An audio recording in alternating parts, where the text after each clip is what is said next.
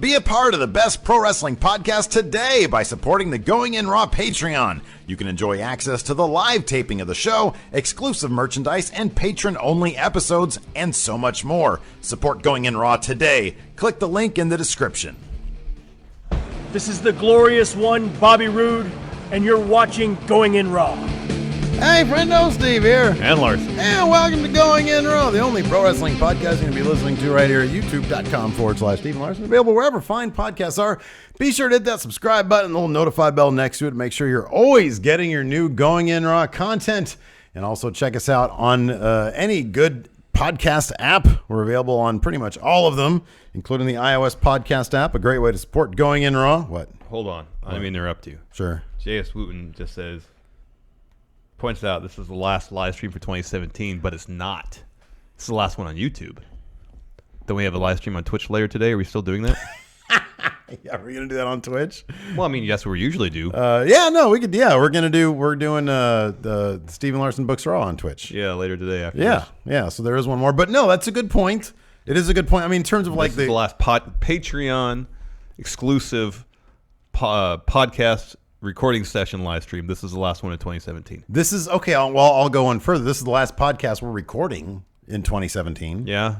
So yeah, Dirt Sheet's already done. Both countouts already done. Dirt Sheet's done. So this is in a way, this is our last podcast 2017. Yeah.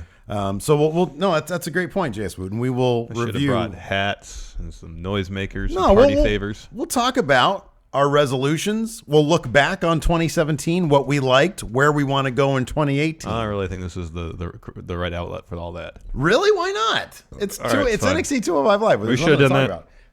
Well, there isn't much to talk about in 205 Live this week. It's a pretty slim show. Yeah, I know, man. I know. Anyways, we're on Patreon. All these lovely 30 patrons here. I confused the crap out of them earlier. Oh, hold on. Patrick Sparks has a question. When's Matt Chat? Matt Chat's coming back in January. Yeah, it's coming back soon, like in a week, Yes. 2 weeks, something like that. Yeah, very soon. So yeah, that's coming back.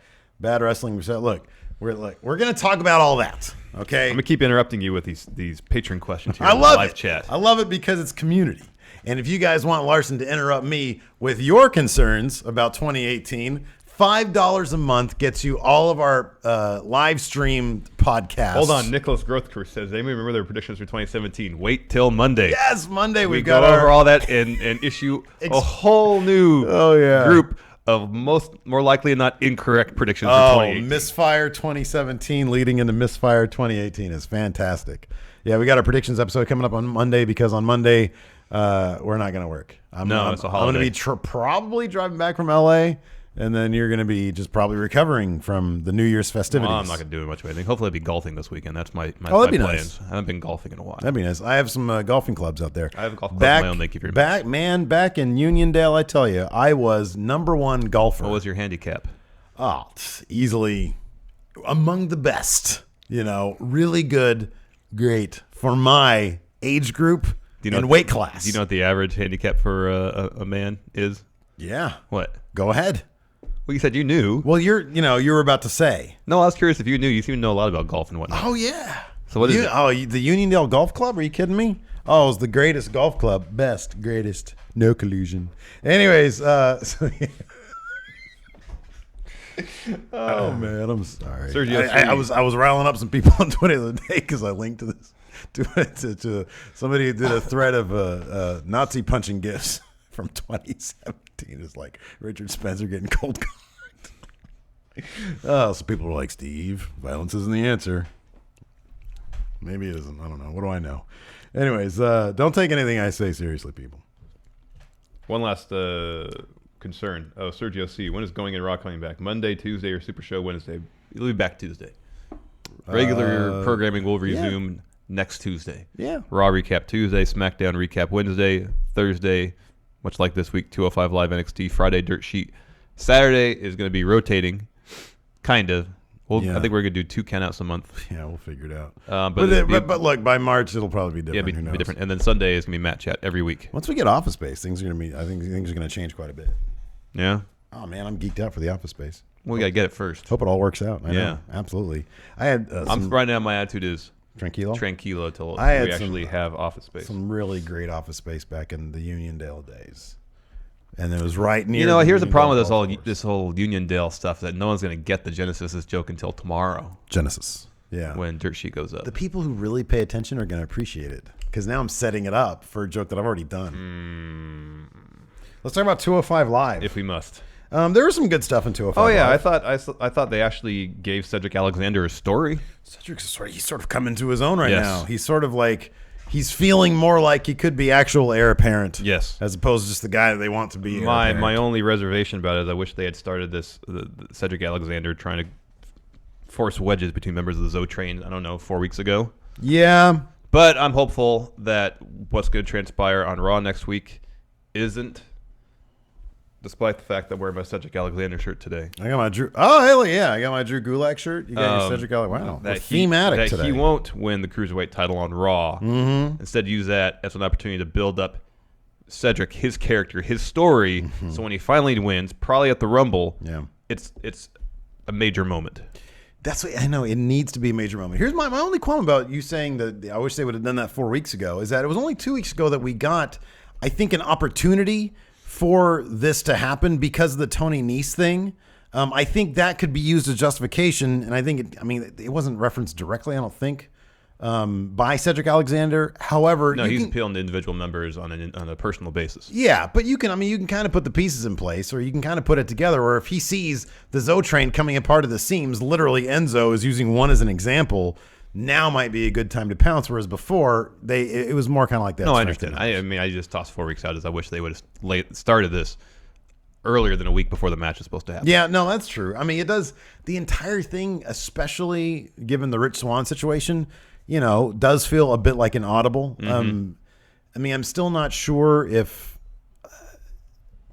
I don't know. Like, I felt they were going one way with Drew Gulak with the Tony Nese thing. Yeah, and they're not going that way. They're not really going not that yet. way. At least they're not really hammering it home. I do believe that whatever happens with that title match coming up on the 1st, that's going to give us some sort of indication as to where they're going to go. Mm-hmm. Cedric's either win that. He's either going to win that thing, or what I think might be more likely, Drew Gulak's going to get involved somehow. Somehow Cedric's he's gonna get screwed out of winning that title. I think the bigger story is going to end up being Drew Gulak versus Enzo Amore. I mean, Drew Gulak is the most fully formed character next to Enzo Amore on the show. Cedric Alexander, and I think honestly, not putting the title on Cedric right now would probably be a good idea because you can build him up even more. Yes. When he wins the title, they have an opportunity for a big moment. You're right about that. Yes, and they need to take their time with it. Yeah. So anyways, he was backstage with Cedric Alexander, and he said, Cedric said, already on the phone with your boss? And he says, why would I be on the phone with Sasha Banks? Yeah. Sing. Yeah. He goes, no, I'm on the phone with my best friend, Enzo. He's not here. He's at the Madison Square Garden house show. I'm just checking in with him. And Cedric said, essentially, why you consider me your friend? Yeah. Think about how better 205 Live would be without Enzo as champion. Yeah. Enzo wouldn't make fun of your PowerPoint presentation. Yeah. And that struck a chord with Drew Gulak. He said Enzo won't dress you like an elf. Yeah. Which, I mean, it's Christmas time. Yeah. I think the PowerPoint presentation was a much stronger point. I mean, That's what he led with, though. So Yeah. So all good points from Cedric Alexander. Like I said, they're really finally giving him a stronger motivation, a better story, Well, and giving him opportunities because he's proven in the past that he's good at delivering scripted dialogue. But now that there's actual purpose to what he's saying beyond just giving a generic face promo, I think will give him a real opportunity to show the full breadth of his talents. It adds confidence to your performance when Yes. you're given something to work with. Yes. And that's what I see in him is more confidence in his performance. Yes. Next up, we had Hideo Itami versus Jack Gallagher. I mentioned this on Dirt Sheet tomorrow. When we record it today, you'll see That it was tomorrow. dope. That was like some time travel speak I know. right I know. there. I mentioned this on Dirt Sheet tomorrow. But we're just talking about 205 Live now. Jack Gallagher is a really boring heel wrestler.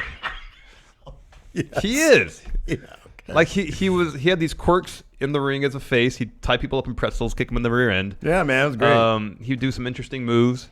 But just in general, there was a unique quality about his character in terms of how his character performed in the ring. Now that he's a heel, all that is gone. Yeah. And I feel like he's been told to wrestle differently since you're a heel now. Yeah.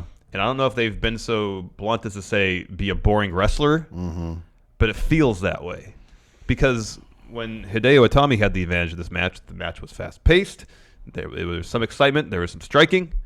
But when Gallagher had control, it was a lot of rest holds. Yeah. And they've touted Gallagher's MMA's bona fides in the past, which I would assume meaning some sort he would know how to throw a punch, do something more interesting than a headlock. We've seen him do things more interesting than a headlock. Like, why can't he do some Zack Sabre type, crazy submission move? Oh, man.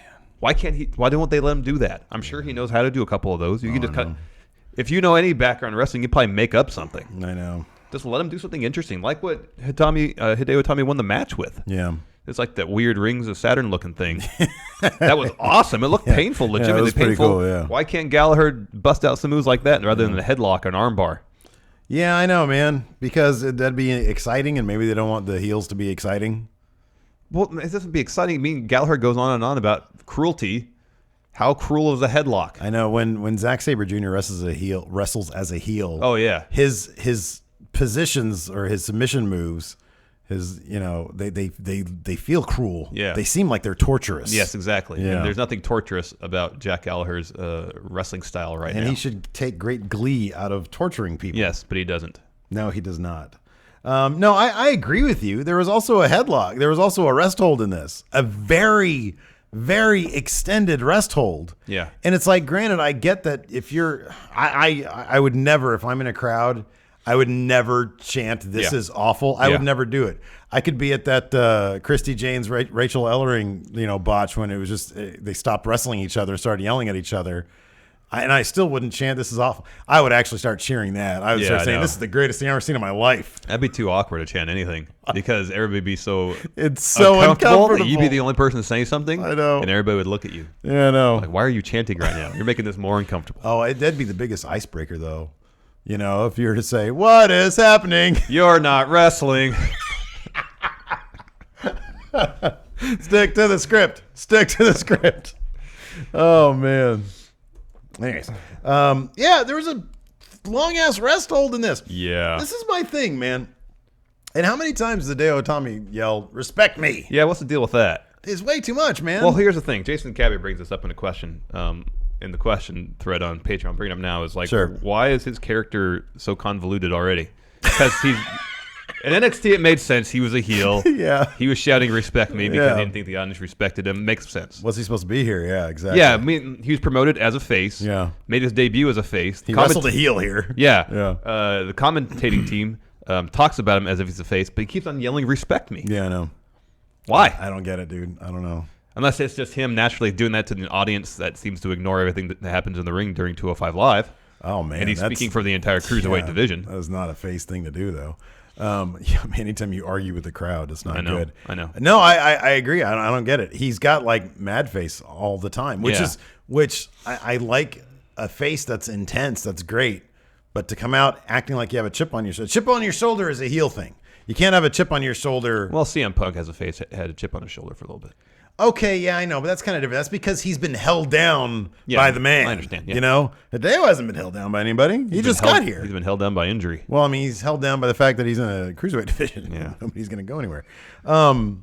So I don't know, man. My thing is always, look, you're the cruiserweights. Like, remember that stretch where, like, before Rich Swann got in trouble, where we had those tag matches with him and Cedric, and then I don't know, Gallagher and Kendrick, and it was like fast. Yeah, Anytime Grand Metalik's in a match, you're not going to catch him in a rest hold, and then somebody's going to show me a match where he's got a rest hold. But I don't know. I've been used to matches that have a very quick pace. They seem to have found their rhythm in terms of what they can do within the WWE style. And then this just sort of stopped dead, And I was like, oh my God, this is actually boring right now. Yeah.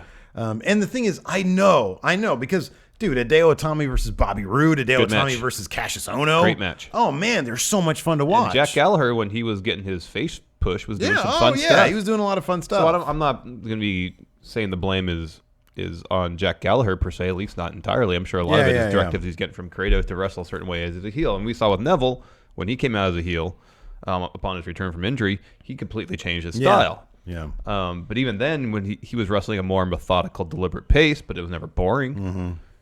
but like the last couple of Gallagher matches, solo matches, Do have you been a little bit on the dull side. Do you think so? Atami went over, like you said, with like a Rings of Saturn type thing.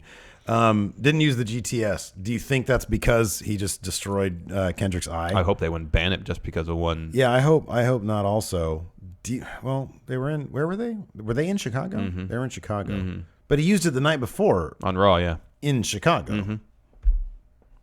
Yeah, I don't know.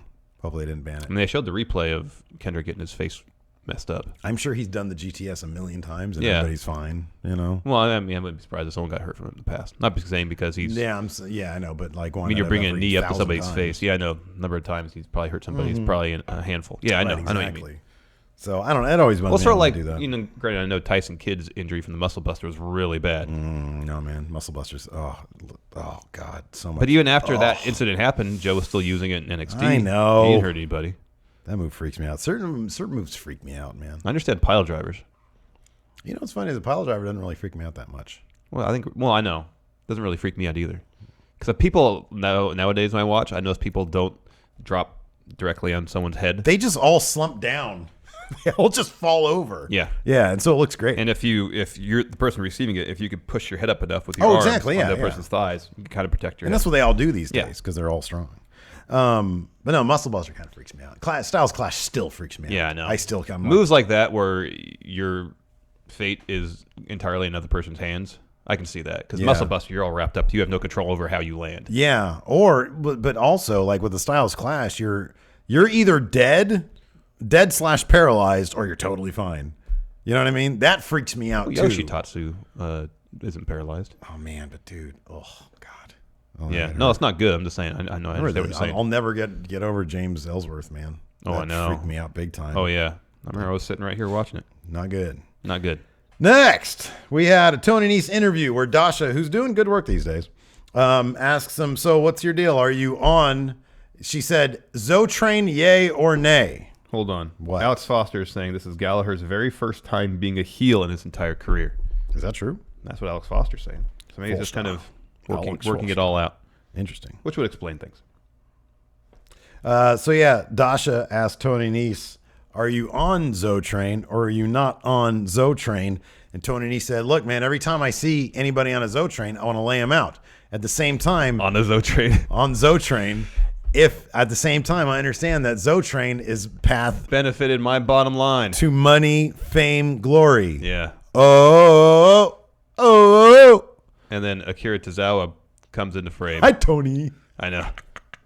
Love that dude. So He's he- great. What do you say? He said, hi, Tony. No, after that. He said, Well, he pretty much asked him. He just said the same thing Dash did. Are you on Zotrain or no? And then Tony Nese just cold cocked him. He just clocked him. It was great. Hi, Tony. Anyways, I love Akira Tozawa. Yeah, he's he doesn't great. get enough promo time. I know. He's got so much personality. He does. I know. Hi, Tony. Pretty much everybody on 205 Live has tons of personality. Oh, I know. I love them all. Anyways, that set up Tony Nese versus Akira Tozawa. Decent enough match. Akira Tozawa, he's a guy that always works a fast except pace. Kalisto. I hate him. You hear he Got legit hurt, right? That water bottle I threw at him opened him up. Stitches. Hold on. What? I've seen you throw. You don't have that good of an arm. Oh man, you've never seen me throw a water bottle before, have you? Then you don't even know. It's I've a seen completely I've different seen art. you throw a softball and a baseball. I launched that thing, man. Oh, dude, it was like the perfect throw. I was up in the upper deck, Well, first of all, it wasn't the upper deck. blindfolded, you dumb sack. It wasn't the upper I deck. did it like this. Whack. Anyways, I was actually aiming for Jack Gallagher. Next up, we had Tony Nese versus Akira Tozawa. Fun match. Again, I'm pretty sure there was another rest hold in this that really bugged the crap out of me. Yeah. I think. I don't know. I feel like there was 2 in 2 matches. I could be wrong about that. In any event, we did get some fun stuff. We got Akira Tozawa. I'll never not love Akira Tozawa's suicide diver. It's just a headbutt, basically. Mm-hmm. That's a lot of fun. It is. I'm just worried he's going to get hurt someday. Tony Nese Tony Nese won With a running Nese. The running Nese, which is like the best freaking pun finisher It is. It's great. ever. See, it's a running knee. But his last name's His Niece. last name is Nese. So we'll call it the running it. Niece. Running Nese. Exactly. It's sort of like when Daniel Bryan called him a B+ player, his finisher was a running knee Plus. plus. I know, I love that. And finally, in our main event, we had Drew Gulak Arya Davari, versus Cedric Alexander, Mustafa Ali. Of course, they were in Chicago, which is Mustafa Ali's hometown. Yes. Cedric and Mustafa both came out with mics, which meant they were going to talk, and talk they did. The crowd gave some Mustafa Ali chants, which was awesome. That was really cool. And Cedric started sowing some seeds in a not too subtle manner of dissent between Davari and Gulak. The Zo Train. Yeah. And Gulak had a new PowerPoint presentation. Oh, he was going to load up the best of. Yeah. And then it got interrupted. Crowd was into it, though. I know. And they need to be really careful about that. If you have Cedric Alexander in sort of a smarky town talk about the PowerPoint presentation in a negative way, the crowd might turn on him. Because the crowd was into the PowerPoint presentation thing. Everybody likes that. They think it's funny. And so if you start running that down, maybe. you have to be careful with that. Yeah. All I'm saying. Anyway, everybody did good work on the mic. It was all good. It was a fun segment. It's all good. It's a fun segment. Match was fun. Yeah. Ali got the pin on Davari after an inverted 450 in 054. Cedric dropped Davari with a lumbar check. Yeah. Everybody goes home happy. Yeah, everybody. Exactly. Cool. So let's talk about NXT. This might have been my favorite episode of NXT. My favorite Nigel McGuinness episode of NXT. Yeah, he was great. Oh my God, I was dying. That's everything about Killian Dane during the main event. It's like, he's my pick to win. And halfway through it, he's laid out on the outside. Nope, changed my mind. Lars Sullivan. Then back to Killian Dane. Listen, that was great. was all great. What was great was NWO Bradshaw. Yes. He looks like a young JBL there in the corner. Yeah. Okay, that's one reference. So that was Street Profits. That was the opening match. The opening match took on Chris Starr and Riley Apex. That's a good name. It is a great name. I'm not sure which. I don't know who is who. I don't know who is who. But there was a guy when he came out, he looked like an 80s Haas / part Mike Awesome. He's like part Mike Awesome, part Barry Windham, and part JBL. Yeah. Yeah. And so he comes out, but like Bradshaw JBL. So he comes out, and Nigel McGuinness says, "It looks like a young Bradshaw there in the corner." And I was like, okay, that's a pretty funny reference. But then the rest of the time, he called him JBL. Yeah. Yeah, it was great. It's like equal parts rude and equal parts hilarious. And then in the very end, when Street Profits, Montez Ford in that. Oh, that frog splash was gorgeous. Splash. My God, that guy gets up to the rafters. It's so beautiful. And I can watch their entrance literally if they had like a 2-hour entrance. Oh, I'd watch it on a loop. Just Montez Ford doing the weird stutter step stuff. Yeah. It's beautiful. I was kind of disappointed because he didn't get in the ring and do this stuff. Yeah, that's right. I do like when they get in and they get out and he does this. Yeah. Does the flying stuff. Yeah. Oh, it's so beautiful. I love those guys so much. Oh, they're fantastic. But anyways, he did this amazing frog splash. On JBL Jr. And he says, "Frog splash on NWO Bradshaw."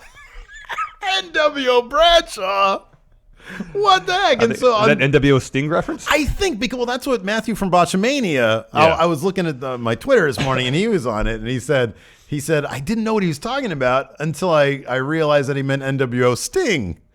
That is hilarious. So he meant fake. So like when you say when you precede NWO and then say somebody's name, it just NWO. Another wrestler's name. Yeah. Another wrestler's name. You mean fake? But then wrestler. if I saw my thing is if I saw a guy out there look like you, I could say, it's NWO Larson, which means it's fake Larson. Yes, That's brilliant. It is. That's brilliant. Nigel McGuinness, he's fantastic. He's the freaking best, man. Oh, he's the best. He's I so actually good. literally like right after that, I started getting on and looking at Nigel McGuinness promos. I'm like, oh my God, how did I miss out on this guy during my mid-aughts? Yeah. Anyways, I love the Street Profits. Street Profits pick up the win, with Ford pinning NWO JBL after the frog splash. Thank you. Big up to the crowd.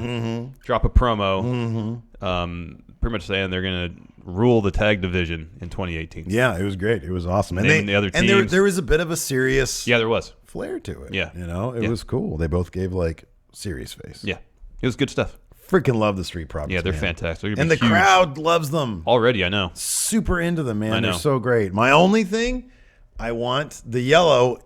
I want the ring gear where it's black. It needs to be pleather, and when it's gold, or it's in yellow, the gold trim or yellow, it needs to be gold. It needs to be like gold, like metallic. Yeah, like the shoes. Like upgrade a little bit. Oh, I love them so much. They're fantastic. Next, you mentioned this off camera, Sonya Deville. She has really improved a lot, right, as a wrestler. Absolutely, and it's as if being called to Maine, because we talked about this for a while before she was called up to Maine, and they were bringing in Shayna Baszler. we talked about, Sonya Deville, that's going to be kind of tough to be MMA person. There's going to be a lot of crossover in the two gimmicks, There's potentially. MMA person. Yeah. And, I mean, this is obviously just me projecting. I doubt she ever thought this. But it feels like since she's been called to main, it's given her like a massive boost of confidence. Like, we don't see it on the main roster because they don't like let her get on the mic on the main roster, really. But like the last couple NXT episodes where she's been on, it's like, holy crap, like she's really come into her own. Yeah. All of a sudden, it's been kind of an overnight thing. Yeah, I think so. I think you mentioned the new sense of confidence. I think that's a major aspect of it. But also, I think back to the first NXT house show we went to here in Sacramento, and she was in the first match, I think. Where it's obvious that she was pretty green in terms of wrestling. Oh, yeah. And you compare that to the last couple matches she had, where it's not just confidence, but it's finding a style in the ring that melds pro wrestling plus her MMA background. Yeah. Feeling confident, delivering it believably. Because like some of the striking stuff, like that sliding knee she does, doesn't look like she's pulling any punches there. I know. And she's found a way to really incorporate her MMA experience into her pro wrestling style, and it's working really well right now. Yeah. No, and even when that's totally valid point, and that's a big part of it.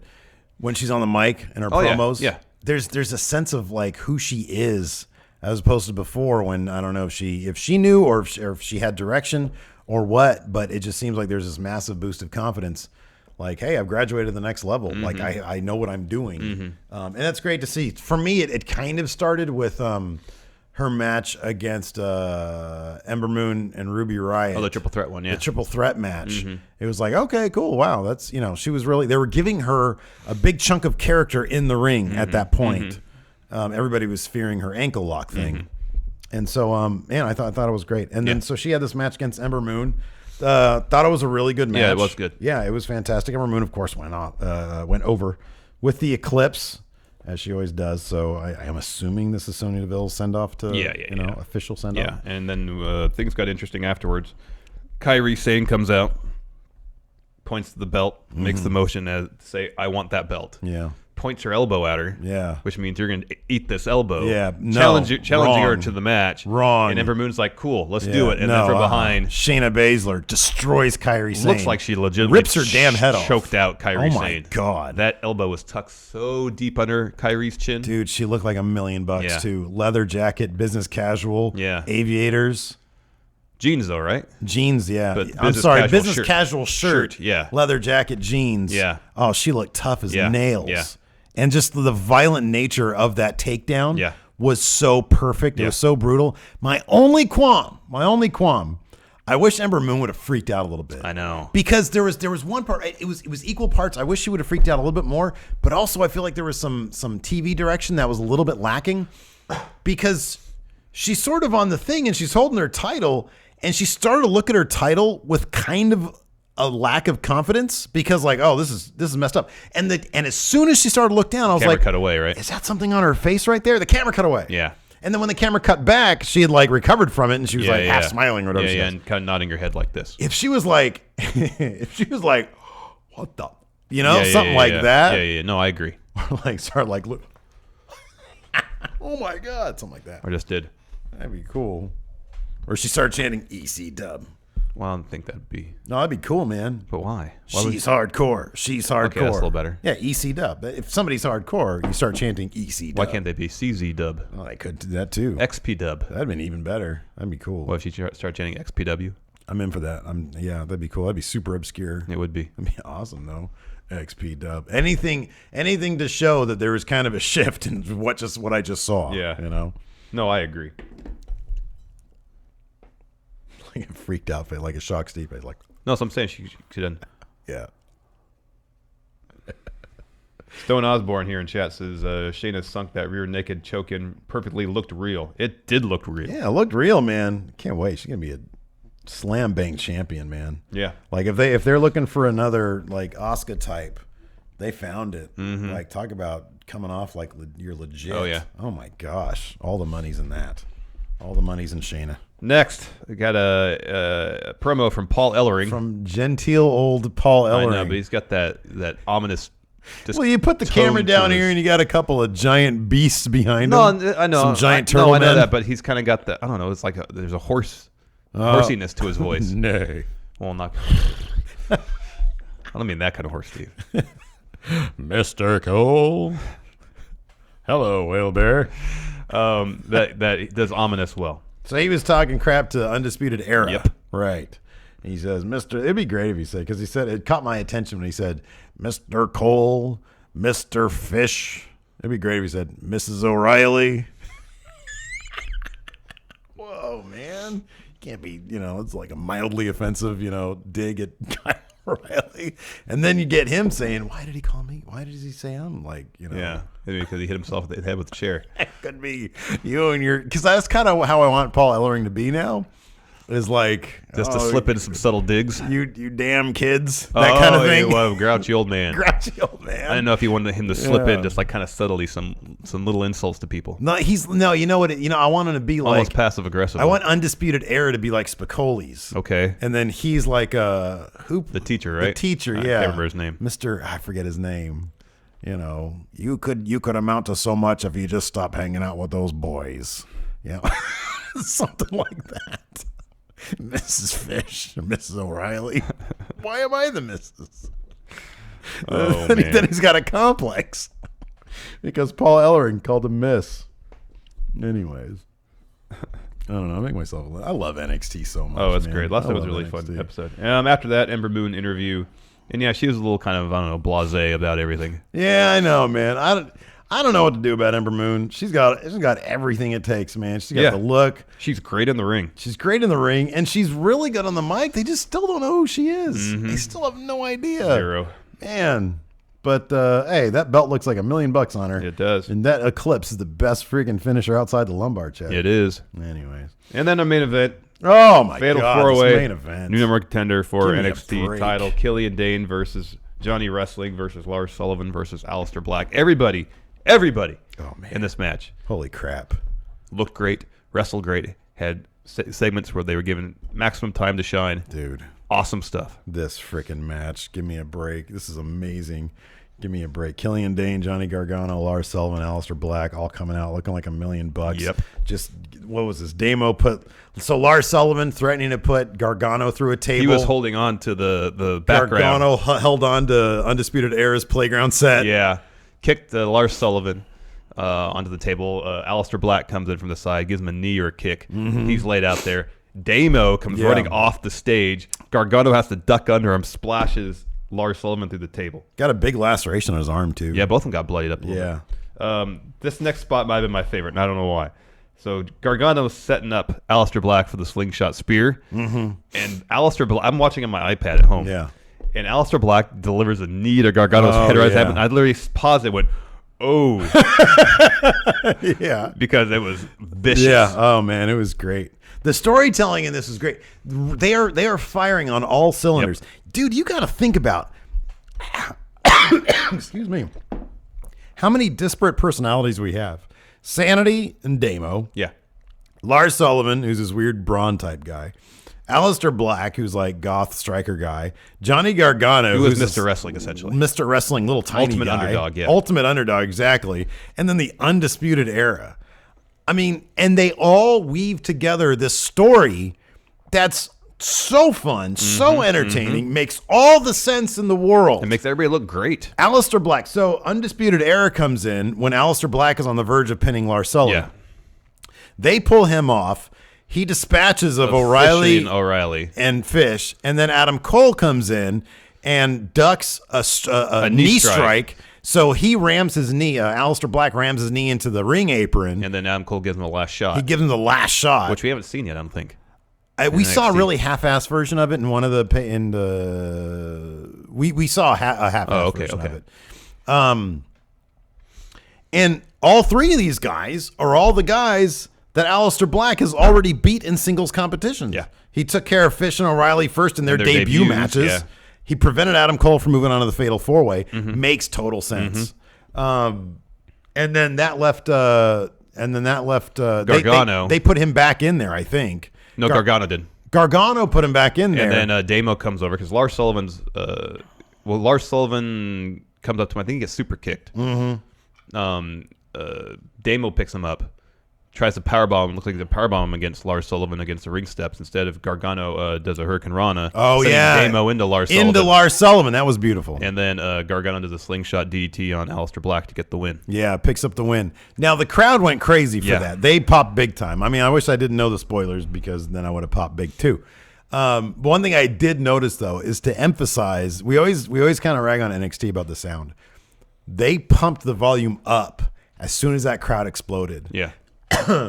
I know the crowd exploded anyways, so they probably didn't need to do it. But I noticed a noticeable jump in the volume, like the general volume of NXT when that happened, which I thought was great. I mean, it's it's a great post-production. I remember reading the spoilers about this before it happened, seeing that Aleister Black didn't win because of Undisputed Era's interference, and I was wondering if they would run into a problem with having Gargano take advantage of other heels' tactics. Yeah. And he didn't directly benefit from it. Right, yeah. He went in, he got his own finisher off, or a finisher off, and got the win himself. Well, and like you said before, he's a massive underdog. So you're taking advantage of all the destruction that's happening around you. Yeah, but I didn't want to make it. He wasn't stealing anybody's pin. Yeah, not only that, he wasn't directly benefiting from what Undisputed Era did. Right, yeah. So it wasn't like his victory was tainted by the heels didn't come in and hand him a victory. Right, yeah. Since he's obviously one of the top faces in NXT. Yeah. So I was kind of worried how they would do that, and it was, there was his DDT and pin on Aleister Black was soon enough after Undisputed Era's interference, so it was still like a protected loss for Aleister Black. Yeah. But then Gargano's victory stands on its own. So they managed to get the timing of it all right. So everybody ended up looking good. So Gargano had 2 losses against Almas. Yeah, it was both of them, wasn't it? Wow. I mean, that's good storytelling. That's long-term He's storytelling. about to have 3 because Tommaso Ciampa is going to cost him that title. You think they're going to go that obvious way? Yeah. Because everybody on Twitter says that. Yeah. You're probably right. Because I don't think that. I mean, they could, but it's usually NXT doesn't handle their title this way. They're not huge on transitional champions. So if they put the belt on Almas just to have him drop the Gargano. Yeah, I know. It's kind of a short reign. Without almost having you're right. Having done nothing anything in the meantime. Yeah, you're right. Yeah, you're probably right. You're probably right about that. It's NXT. I hope that they do it, even if we know what's going to happen. I hope they do it in a way that's interesting and isn't simply him coming out and yeah. Or maybe they could do this. Maybe they do something like Ciampa comes out before the match and just really starts getting in Johnny's head. Mm-hmm. Something like that. So it's not the obvious route where Johnny's on the verge of winning the title and Ciampa comes out of nowhere and hits him with a running knee and Gargano loses. Yeah. Maybe it's something a little more deeper than that where Ciampa's really playing like mind games leading up to that match. It would be a bit more interesting if it was something along the lines of, he comes out and does commentary or something, Yeah. And so it's like he doesn't even threaten to get up. It's just his mere presence right there as a reminder. But I don't know. I'm really interested. When's the next set of tapings? I think the 4th. Oh, okay. Oh, wow. Next week is a clip show. Yeah. But it's a 2-hour clip show. I love clip shows. Are they starting 2018 off with 2-hour NXTs? I think we probably would have known that by now. That'd be great. That'd be awesome. I know. What if they announce it next week? Oh, yeah. Hey, this is a 2-hour clip show. That means next week, 2 hours. I mean, the second, not the first round of tapings in January, but the second round of tapings. What's that thing that Gargano does that Mauro loves to say? Suicida, what? Planchas? Is it Plancha Suicida? No. Tope Suicida. Yeah. Oh, I love that name. Because Suicida means suicide. On the 4th, that's a Thursday. Tope means dive. Yeah, with the head, leading with the head. Right. So the 4th, that's a Thursday. So they're going to be taping for the 10th, 17th, and the 24th. And then because of the Saturday after that's TakeOver. I'm just trying to figure out the math that if they could possibly if they tape for 6 hours on the 4th, they could do 3 2-hour episodes. But they're not going to do it 6 hours. But they're not going to do a 2-hour pre-show before TakeOver. Yeah, sure. So much for that idea. Yeah, I don't know. Man. Because the next round of tapings is 2 days in early February. A lot of math you're getting into right here. By the way, 205 Live, number 10. Notice that 10. In the latest ratings, 10. Saw that. So not as good as the week before. But it's in the top 10 at least. It's in the top 10. I'm always happy when they're in the top 10. Same here. Yeah.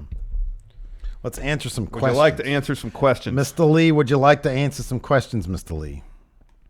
Yeah. All right, here we go. I got G. Willikers. How can you read that? I can't. All right, ask a question. All right, AO Worm. I have a scenario for you guys for the next takeover. Johnny overcomes the doubt he has and wins the NXT title, but Ciampa comes back and destroys him. Aleister Black goes to war with Undisputed Era, and Cole gives him his first loss. How do you think it'll play out? I'm kind of with you, man. I don't think Johnny's going to win that title because of Ciampa. Because you're right. It almost can't have a 0 successful title defenses. That'd be kind of wonky. Well, you had one. He beat. Was his match against Fabian Eichner that a title wasn't match? A title match, Oh, no. Okay. Well, never mind then. Yeah, One he needs crappy to win have, against Eichner. Give he me needs a to break. have a successful title defense. Yeah, Agreed. man. I really hope this Aleister Black Adam Cole feud is protracted. Okay. And gives everybody an opportunity to really develop their characters. Trade wins. That'd be good. Because Adam Cole needs a quality win, Yeah. a signature win. Yeah, that's true. Yeah, he does. People need to start taking him seriously. Yep. You know, even if that means he gets some help from Mr. Fish and Miss O'Reilly. But at the end of the day, he has to be one delivers the last shot and get that pin. I love the last shot, man. It's so brutal. Tokyo Dome Hayes Power Rank. 5 WWE theme songs to work out to. Number 1, Tony Nese.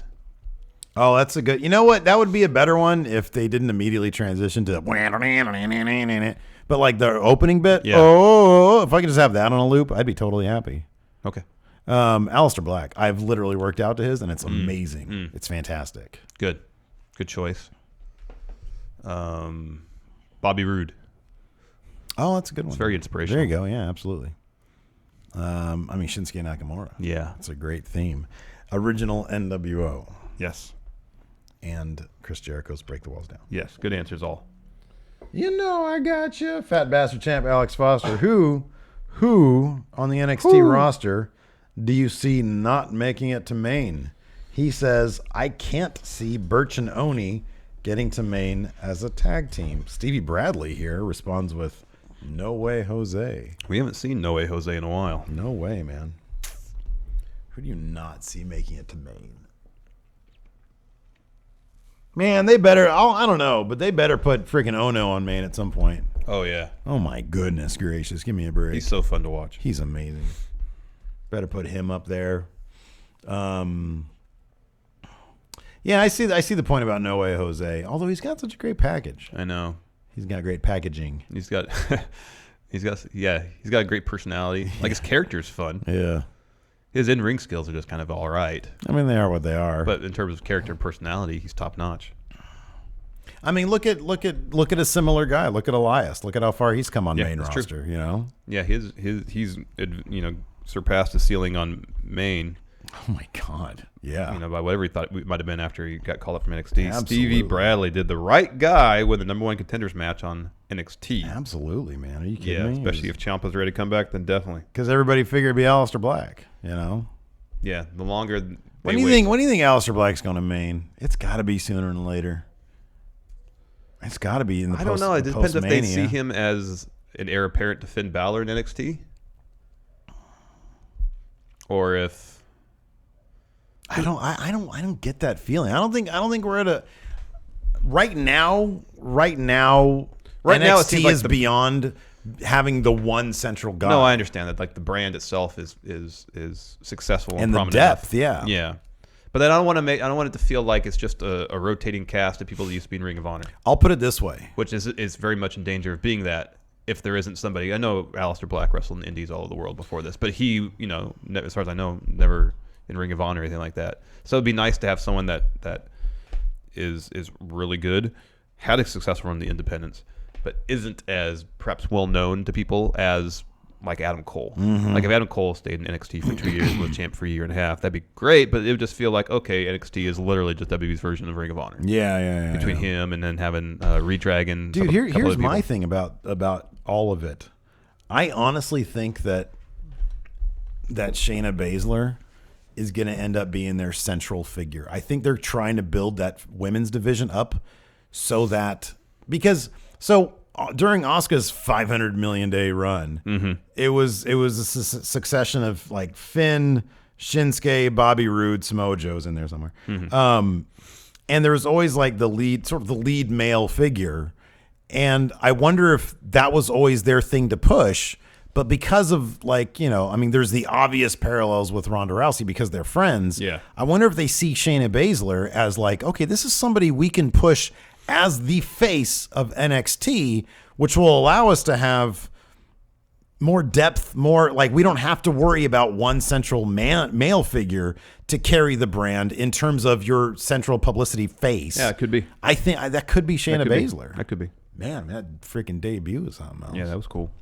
Broken Steve, hey friend knows why did they have Aleister Black eat that pin? It was going to happen eventually. Just get out of the way. Oh man, get it out of the way. And it builds to a story between him and Undisputed Era. That don't hurt him at all. No, I think you got to approach.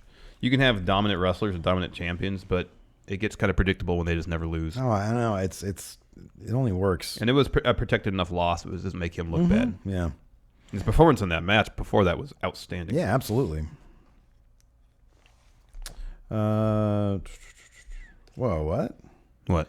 Joshua the Dynamic Knight Martinez.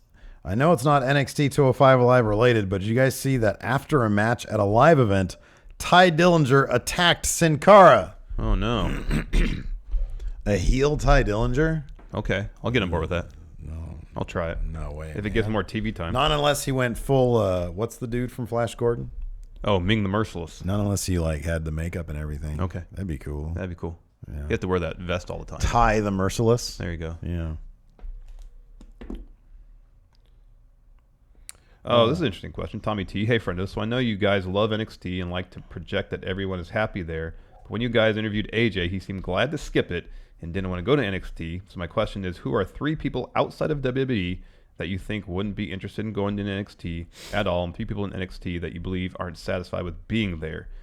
Kenny Omega says he has no interest in going to NXT. Yeah, okay. If he's going to WWE, he wants to go straight to me. Yeah, I would say the top. I think it'd be Kenny and the Young Bucks.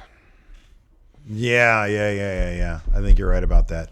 I would even say if they ever entertain the idea of going to WWE, the top 3 guys, Naito, Okada, Omega, none of them are going to go through NXT. No. Nobody would want to see that. No. I mean, I know Shinsuke did, but it's a different landscape now. 3 people in NXT that shouldn't be there. Is that what the question was? Aren't satisfied with being there. You know who else I could see skipping NXT? Because he's been around so long, and he has such an established freaking character. Maybe Dalton Castle. He's such a great character that's already packaged. The thing is, though, I feel like his character would work a lot better in NXT than it would in Main. I know it might be like a Mike Kanellis thing. Yeah. Yeah. No, I get you. So, I'm trying to think of people who might not be satisfied in NXT. Oh, who might not be satisfied in NXT? Oh, I don't know. Oni Lorcan. He's been there for a while. Although he seems like he's having plenty of fun. Everybody seems like they're having fun there. I mean, I think there might be people. So like Abby Lath, for example, I think it's her. I think she's been signed with NXT for a little while now, and like they don't do anything with her. I know. I think there's people who have been there, for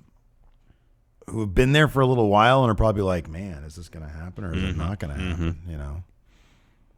But I can't really think off the top of my head. I mean, it's getting there for No Way Jose. Yeah. I mean, he hasn't been on. When the last time he was on? I don't even TV? remember the last time he was on TV. I think he got beat by Lars Sullivan. Yeah. Yeah. That was around Takeover, not War Games, one before that. But I'm sure he works every live event. That probably. They have, So I don't know, man. I don't know. I'm not sure how happy Hideo Itami was. Yeah. And I'm not sure how happy he is now. Yeah, I don't know either.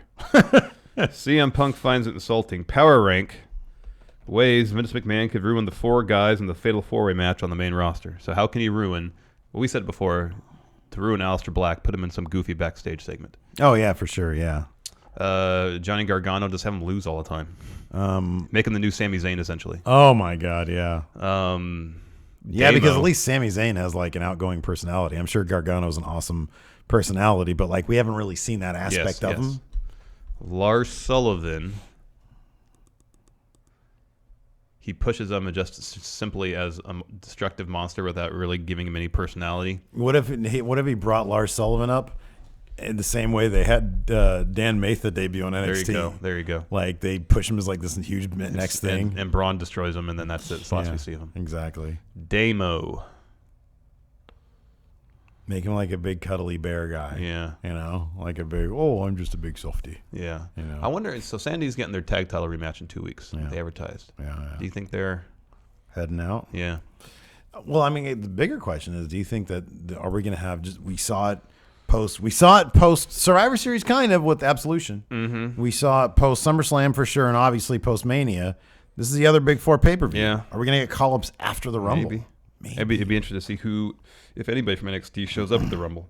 Yeah. And whether they stick around or not. Man, who's going to be in the Rumble? There's got to be somebody. Ty last year was in the Rumble. Mm-hmm. But he didn't really have his full-time call-up till after Mania. Right, exactly. So we could see somebody and then go back. I wonder who it would be. I wonder if they'd gauge reaction on Aleister Black at this point. You don't know. Because I don't know that he needs to win the NXT title. Maybe they want him to do that. Yeah. I don't know. Like I said, it depends if they want to be a foundational piece or just want to right, exactly. Yeah. prime him for because something on goddamn, Main. he can go to Main at any time and be massive. Yeah, he's so good. God, and it better be Raw too. I know. It needs to be Raw. And I think what we saw from the 4-way last night was that I think they build him up 215 now.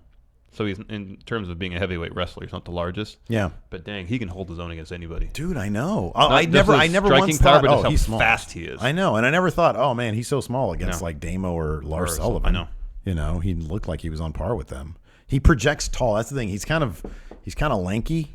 Yeah. He kind of projects tall. Yeah. But when you deliver that black mass to Lars Sullivan, if he'd pinned Lars Sullivan right there, it's like, all right, totally believable. Oh, I know. Totally believable. Yeah. Man, I love Aleister Black. Yeah, he's really good. He's so good. So do we want to do, you said you want to do New Year's resolutions or something today? Oh, man. It's the last podcast of the year. Well, you know my New Year's resolution is Finn Balor body end of 2018. I don't care about your damn body. You need to eat a lot more protein if you're going to get there. Would you like some broad bean crisps? No, I don't want They got protein. Don't eat that on air. No, I'm not going to. They're kind of tough, so they make a lot of noise. We kind of did our sentimental sign-off before Christmas, where we were like, well, it's been a good year, blah, blah, blah. So we're going to get this Office Space, right? Ideally. Going to get that figured out? Yeah. I think Thayer Thabata earlier in chat said, is Road to Office Space similar to Road to Spotify? I hope not. Maybe. I hope the whole road to Office Space comes to fruition. Could be. We have a place that we love. We just got to get internet figured out there. Yeah. So there's that. I want more collaborations in the new year. Yeah. Get some people on the phone. Get some wrestlers on Skype. A lot of that's tied to having Office Space, though, too. Yeah, I know. Say, hey, come on down. That really is the catalyst for a lot of potential change next year. See a lot of Hilton in 2018. I know you're not happy with that because... Why would I be unhappy about it? I like Hilton. I've known Hilton longer than you. I know. Maybe that's why you hate him so much. I remember being at a party once. I don't remember this. He said you swear I wanted to murder him that day, and I don't remember it. Maybe you guys are just both drunk. Probably. And then, man, I've never seen you so upset.